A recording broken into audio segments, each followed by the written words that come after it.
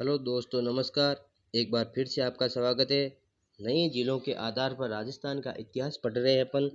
हस्तलिखित नोट्स होंगे। आज पढ़ेंगे जालौर के चौहान वंश। आप दोस्तों चैनल पर नए हो तो चैनल को सब्सक्राइब कीजिए और लाइक कीजिए। जालौर के चौहान वंश पढ़ेंगे। जालौर का प्राचीन नाम क्या था?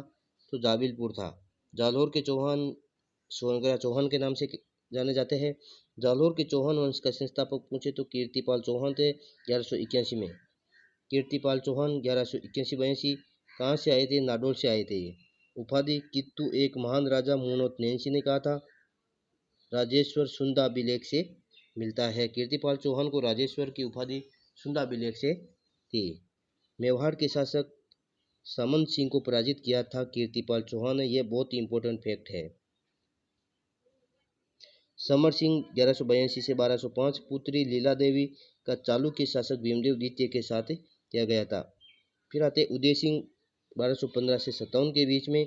उदय सिंह चौहान है, ये जालौर के शासक है। जालौर राज्य का विस्तार किया था इन्होंने। 1228 में इल्तुतमिश को पराजित किया था। बहुत ही महत्वपूर्ण है। जालौर के चौहान वंश के वे शासक जिसने इल्तुतमिश को पराजित किया था उदय सिंह। उदय सिंह आप मेवाड़ वाले मत समझना।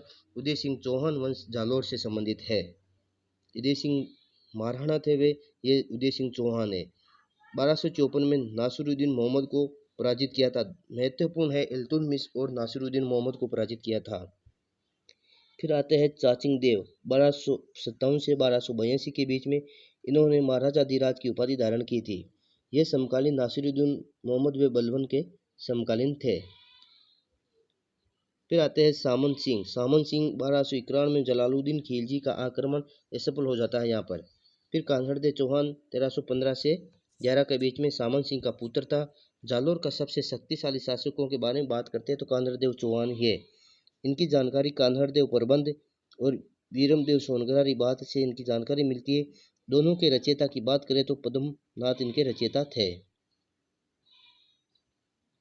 फिर कान्हड़देव सोनगरा वर्सेज अलाउद्दीन खिलजी के मध्य संघर्ष होता है। संघर्ष का कारण क्या था?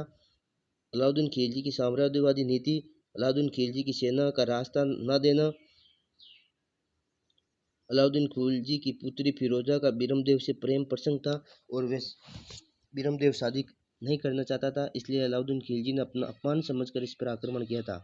1305 में अलाउद्दीन खिलजी ने एन उल मुल्क मुल्तानी को जालौर भेजा था।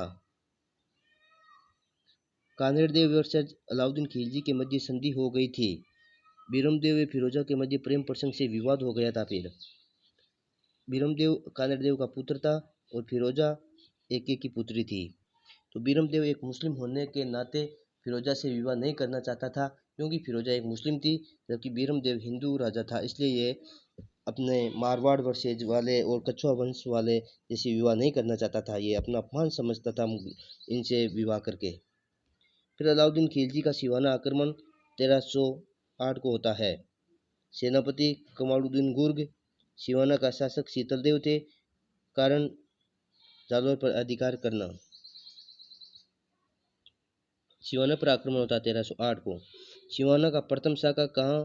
सिवाना वर्तमान जिला देखे तो बालोतरा के अंदर है। 1308 को आक्रमण होता है। अलाउद्दीन खिलजी आक्रमण करते हैं। केसरिया शीतलदेव कान्हड़देव का भतीजा था। जोर करते मीणा दे। सिवाना किला जालौर दूर की कुंजी के नाम से भी जाना जाता है। सिवाना के शासक शीतलदेव का सेनापति बावला द्वारा विश्वासघात कर दिया गया था। एके ने सिवाना का नाम बदलकर खैराबाद कर दिया गया था। सिवाना कमालुद्दीन को सौंप दिया था। फिर जालौर का साका। जालौर का साका कब होता है? 1311 को होता है। अलाउद्दीन खिलजी एके के समर्पित आक्रमण किया था। शासक कान्हड़देव सोनगरा केसरिया किया था। जोहर जैतलदे करते हैं।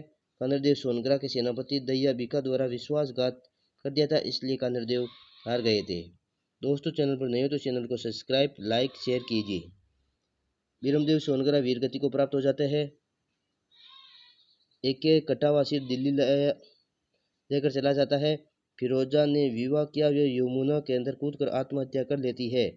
बीरमदेव का कटावा सिर से ही इन्होंने विवाह किया और यमुना में कूदकर आत्महत्या कर लेती है, क्योंकि ये बीरमदेव के बिना नहीं रह सकती थी। एके ने जालौर पर अधिकार कर लिया था। जालौर का नाम बदलकर जलालाबाद कर दिया गया था। जालौर के अंदर खिलजी मस्जिद व तोपखाना मस्जिद बनाई गई थी। जालौर दुर्ग के अंदर खिलजी मस्जिद व तोपखाना मस्जिद है। तोपखाना मस्जिद कहाँ पर है? तो जालौर में है। चौहान राजवंश। अब देखते हैं समरी। सामर के चौहान वासुदेव चौहान 551 के अंदर, नाडोल के चौहान लक्ष्मण सिंह 1960 में, अजमेर के चौहान अजयराज 1113 में, फिर इनसे शासक होते हैं रणथंभौर के चौहान गोविंद राज 1194 में। नाडोल के चौहानों की बात करें तो लक्ष्मण सिंह 960, फिर यहाँ से नाडोल के चौहानों से निकलते जालौर के चौहान कीर्तिपाल 1181 में, फिर आते इन्हीं से निकलते बूंदी के चौहान जो देवा चौहान 1241 के अंदर, फिर आते सिरोही के चौहान जो जालौर के चौहानों से निकलते सिरोही के चौहान लुम्बा चौहान 1311 में, इधर बूंदी के चौहान से देवा फिर कोटा के चौहान माधो सिंह चौहान 1631। जालौर के चौहान सोनगरा चौहान कहलाते हैं। सिरोही के चौहान देवड़ा चौहान कहलाते हैं। कोटी व बूंदी के चौहान हाड़ा चौहान कहलाते हैं। हाड़ा वंश के शासक किस वंश से संबंधित है? यह बहुत बार प्रश्न पूछा गया है। इंटू RS के अंदर भी पूछा गया था।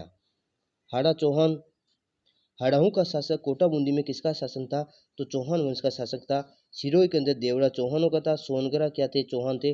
दोस्तों ये चौहान शासक पूरा पढ़ लिया आपने आज। चैनल पर नहीं हो तो चैनल को सब्सक्राइब कीजिए, लाइक कीजिए दोस्तों। धन्यवाद। इसी तरह हमारे साथ में बने रहिए।